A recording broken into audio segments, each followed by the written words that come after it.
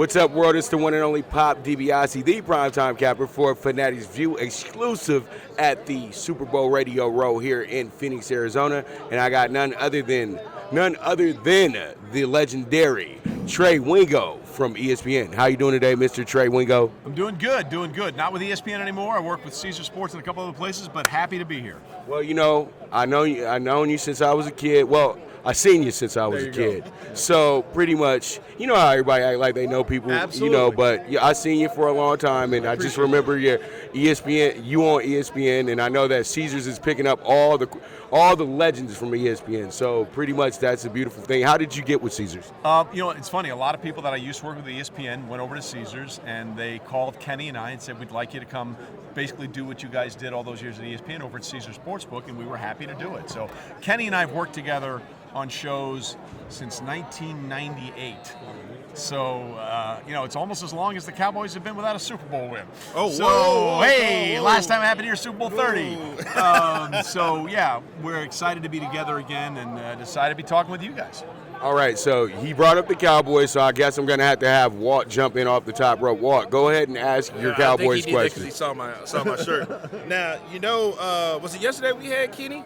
Yeah, we probably. had Kenny Mayne yesterday. Of course, he came over here and lit it up for us.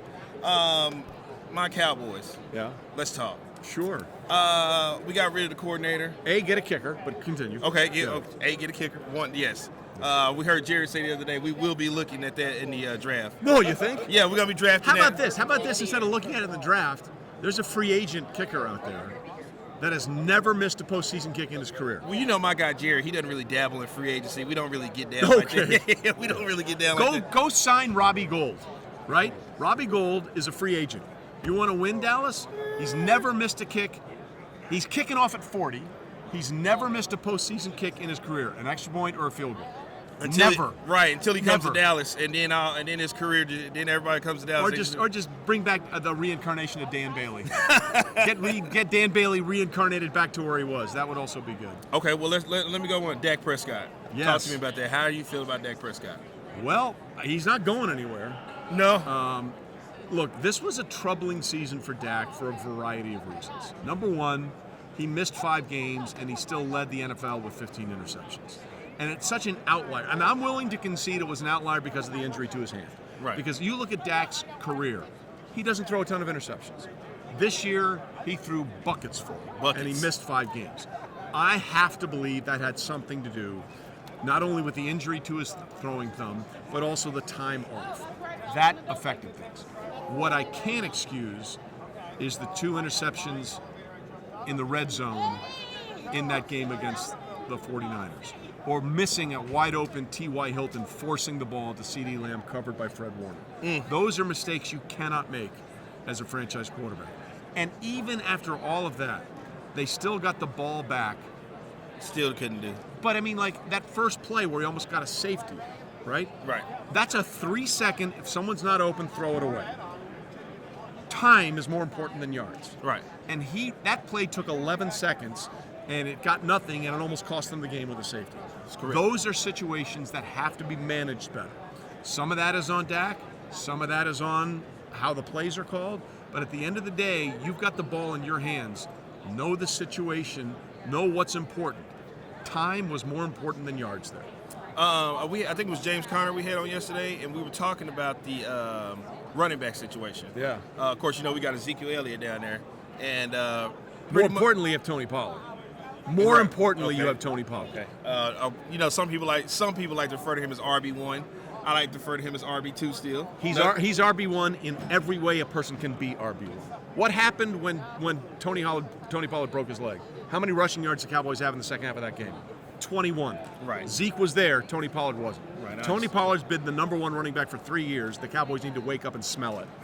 Well, listen, we're ready to inject him in now at that. But you know, the question is, should the Cowboys keep Ezekiel Elliott? No. Not even close. It's not even a knock on Ezekiel Elliott. That contract is ridiculous.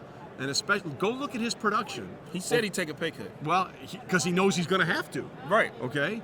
But at the end of the day, like, Isaiah Pacheco was a 7th-round pick for the Kansas City Chiefs, and he has made the difference in their running game. What I'm trying to say is, You don't need a high-priced first-round running back anymore.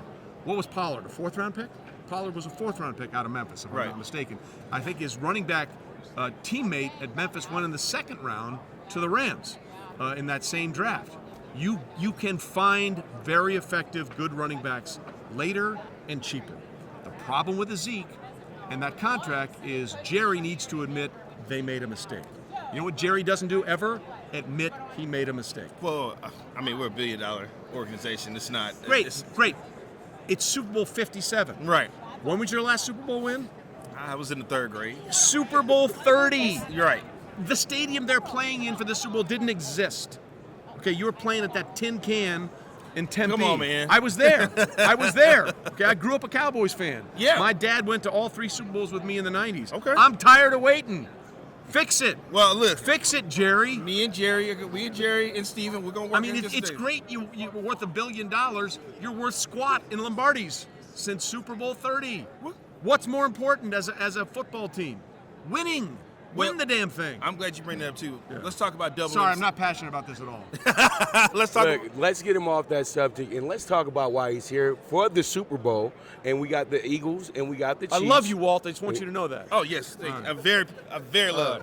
I'm sorry for interrupting this Cowboys, eulogy. You know what I mean? This Cowboys every year.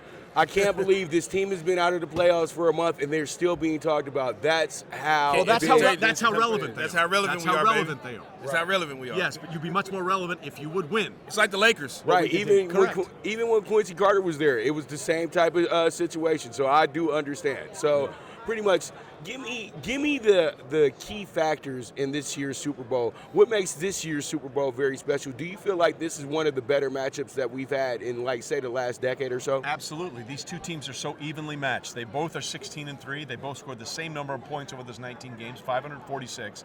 They both have 6 Pro Bowlers. They both have a Kelsey brother starting on the roster. This is as even a game as I can imagine. And to me, the key to this game has nothing to do with either of the quarterbacks. It has nothing to do with any of the wide receivers. The key to this game is Chris Jones versus that Eagles offensive line. Chris Jones is going to have to win battles against Jason Kelsey and against Lane Johnson when he goes outside. If Chris Johnson doesn't have a dominating performance, the Chiefs could be in trouble because the Eagles have 4 or 5 dudes that can get after the quarterback, and they come in waves. The Chiefs have Chris Jones and guys that can do some things. Chris Jones can do everything. He needs to be the difference maker on defense for the Kansas City Chiefs. And who will be the X factor for the Philadelphia Eagles going in? Well, honestly, I'm really concerned about Jalen Hurts' shoulder. We're always talking about Patrick Mahomes' ankle. Well, he threw for 326 yards and 2 touchdowns and ran for the first down he needed on one leg, on 1 week's rest. He's got 2 weeks' rest. I don't think Mahomes' ankle, unless they twist it again and somebody falls on it, is going to be an issue. Jalen Hurts has not been right since he hurt his shoulder against the Bears, okay? They needed him to come back in Week 18 because they needed to clinch the division and the bye. He had to do nothing against the Giants. He had to do nothing against San Francisco because of the way that game played out. But go watch how he threw the ball. He had 11 completions for 123 yards in the NFC Championship game. He was missing throws left and right. They didn't need him because the Niners didn't have a quarterback.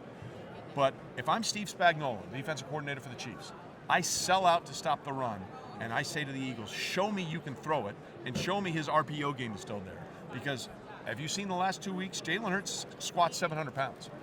He's running out of bounds and he's sliding. He's protecting that shoulder. That shoulder is way more significant than Patrick Mahomes' ankle. Good stuff. Now, I'm changing up gears just a little bit because we had a big move last night. And I know you're an NBA guy as well, too.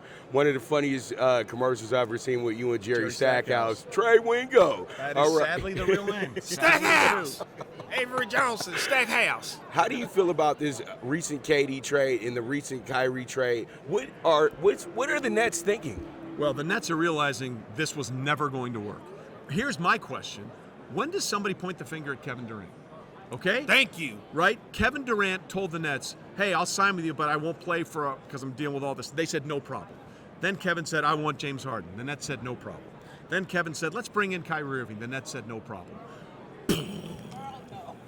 First of all, with Kyrie, why do people think it's going to work out the 4th time around? It's never worked anywhere with him. He's always felt slighted, had something go wrong. Kyrie is Kyrie, and I worry if I'm Dallas, are we messing up Luka by bringing in Kyrie, okay? His talent is unquestionable. His ability to function as a teammate is very questionable. And the Kevin may go win with Phoenix, because they've got they've got some players, and they were in the championship, the finals a couple years ago. But when does Kevin Durant get the blame?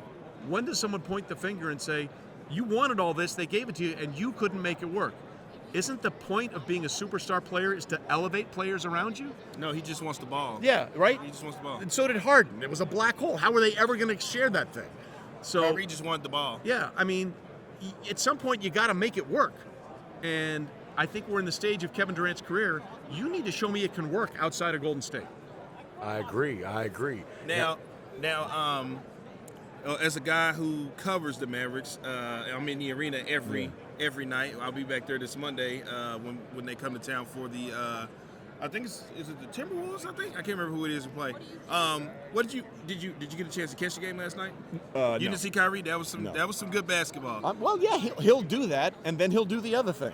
Well, for right now, because listen, I'm not happy about this Kyrie thing. I gotta cover this guy. Yeah. I gotta be in the room with him when he does press conferences. So I already know how it's gonna work. But last night I saw some things that I was kind of happy about. I love the way the pace changed with the Mavericks. I love the way they're pushing the ball and everything like that.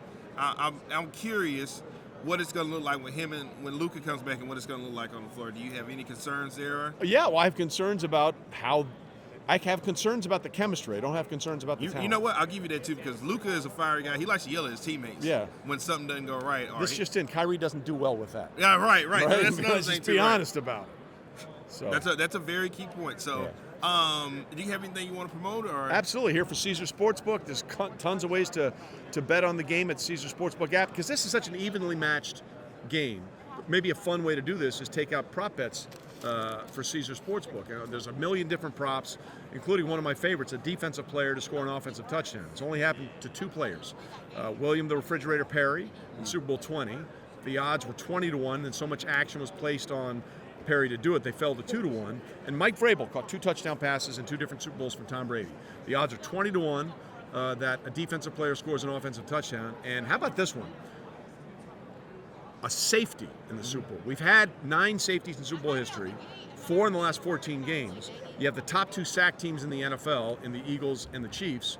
You get backed up, ball comes loose, somebody dives on it, that's a safety in the end zone, plus 835 odds. You can find all that in the Caesar Sportsbook app, and all the quick picks are in there, sort of same game fun parlay. So go check all that out, the Caesar Sportsbook app. So did we ask him who you were taking in the Super Bowl? Well, I picked the Chiefs before the season started. I would be ridiculous to jump off that train now with a 50-50 shot. I don't know what's changed around here, because the first few days it was Eagles, and now the past 2 days it's been Chiefs. And I was wondering if people were losing their mind about how good Patrick Mahomes is around here. Like, he's not going to go out here and get this thing done. To what we just said about Kyrie, he's the opposite Kyrie. He makes everybody around him better. And that's the greatness of Patrick Mahomes. All right. And I got to agree, because me as a sports bettor myself, handicapper, we all know that the way this game is looking, I said it from day one. When you open up the Chiefs at 2.5, and then you got they're plus 2.5 in about 30 minutes, then we're going to get the late money on the Chiefs. So what he's saying, all early money went on the Eagles because of how the performance was. Yeah. Now everybody's sense is starting to come in, and the wells are starting to drop it on the Chiefs. Well, go look at that NFC Championship, right? And you see the score 31-7. You're like, oh my God, they blew them out. Well, first touchdown shouldn't have counted because of an incompletion on 4th and 3 in the play before. If Kyle Shanahan had challenged it, they would have gotten the ball back on downs. And you say, well, that's just one play. No, but that changes the game, okay? That changes. Games are like a river. You put something in it, it goes a different direction. Maybe Brock Purdy doesn't get hurt. Maybe they call a different play because of that. The second touchdown the Eagles scored, the Niners had 3 defensive penalties on that drive that gave them another first down. The third touchdown happened when Josh Johnson dropped the ball inside his own 20 right before the half. The fourth touchdown happened on a 4th and 6. They were punting, and they ran into the kicker. So I'm not saying the Eagles did what good teams do. They took advantage of other people's mistakes. But that wasn't a blowout. That was one team imploding and the other team saying, we'll take it. Right on, right on. But we know Trey has a lot of people to see today, and we love that he came to talk with us today, spend time with us. It was Beautiful on time. stuff. And was on time, and we made sure we were sharp for him as well, too. I thank you so much, Mr. Wingo, for coming in to see us today. It's your boy, the one and only Pop DiBiase, the primetime capper, Mr. WALT CHISM, and the Well, I think we need to hug it out. We need to hug it out. And I am gone. And I'm going to fix the Cowboys for him. All right, that's I'm gonna fix good. the Cowboys Done. for him. I promise we are.